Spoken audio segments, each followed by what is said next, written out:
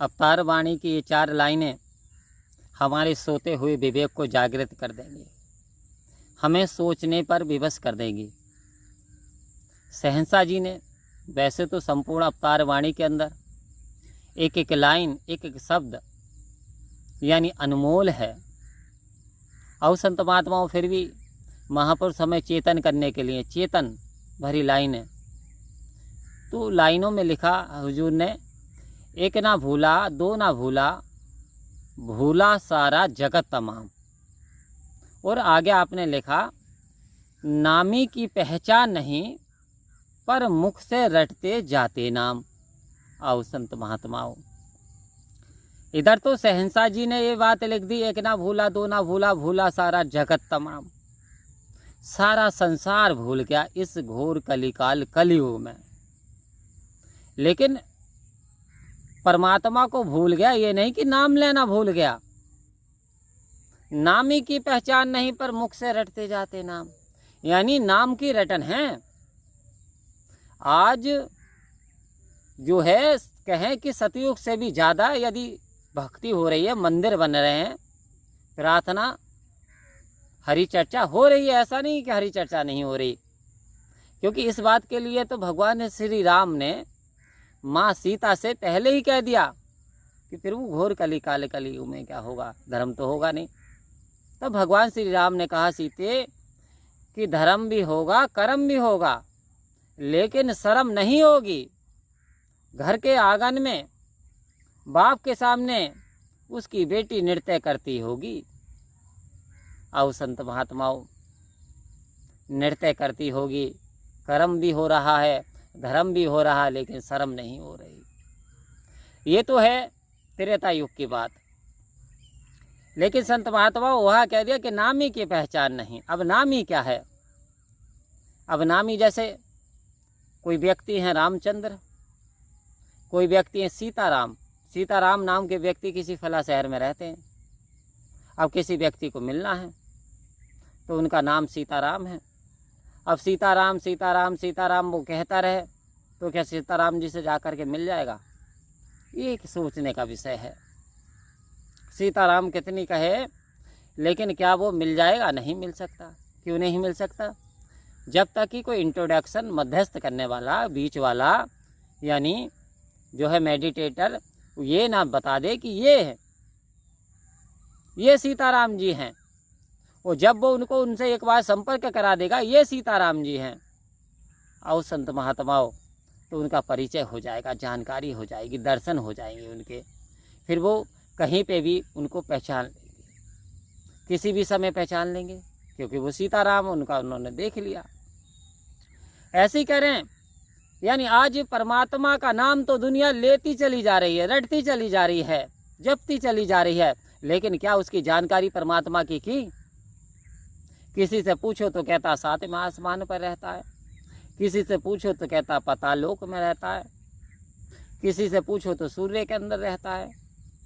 यानी डिफरेंट मत के अनुसार परमात्मा को जहाँ तहाँ बताते हैं, लेकिन वो बात नहीं बताते। किनकी बात नहीं बताते?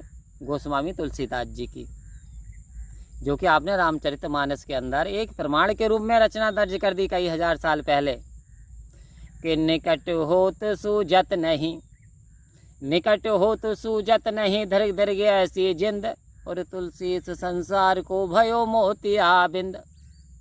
निकट पास में, इतने करीब है, सूजत नहीं, एहसास नहीं। वो भी कह रहे संसार को मोतिया बिंद हो गया। मोतिया बिंद जब हो जाता है तो धुंधला दिखाई देता है, बिल्कुल दिखाई भी नहीं देता। कह रहे संसार अंधा हो गया साहब, परमात्मा तो इतना करीब है, इतना पास है, फिर भी धिक्कार है। जिंद कहते हैं आंखों के लिए धिक्कार बता दिया। धिक्कार है जिंद आंखों के लिए, ऐसी आंखों को धिक्कार है। सब कुछ देख रहा है, परमात्मा का एहसास ही नहीं कर रहा, परमात्मा को देख ही नहीं रहा। दूसरा प्रमाण, आप भी बहुत बड़े महापुरुष, बहुत बड़े संत हुए, दूसरे संत जी का प्रमाण है। किसी ने कहा, और यहाँ कबीरदास जी ने कहा, पानी बीच मीन प्यासी, पानी बीच मीन प्यासी, मोहे सुन सुनावे हासी। अब हासी यानी हंसी, लाफिंग। पानी के अंदर मीन अर्थात मछली, फिश।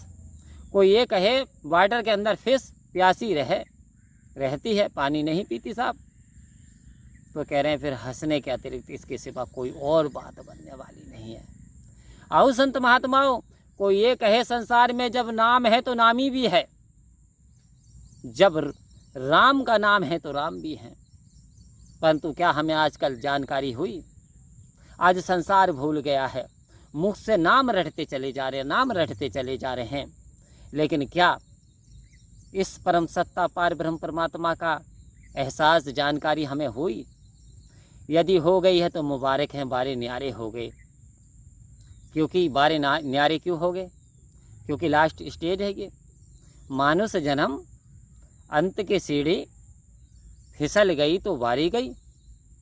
और कहे अवतार 84 वाली, मेरे भाई करी कमाई सारी गई।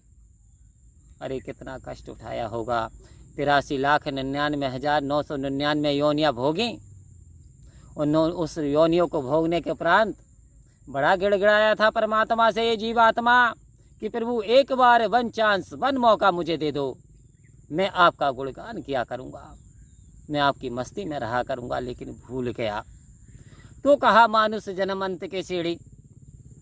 अब यदि इस पायदान पे फिसल गए तो फिर 84 में जाओगे मेरे भाई, बचा कोई नहीं सकता। क्योंकि जीते जी मुक्ति को प्राप्त किया जा सकता है। कोई ये कहे मरने के बाद में स्वर्ग में चला गया, मुक्त हो गया, कोई नहीं कह सकता।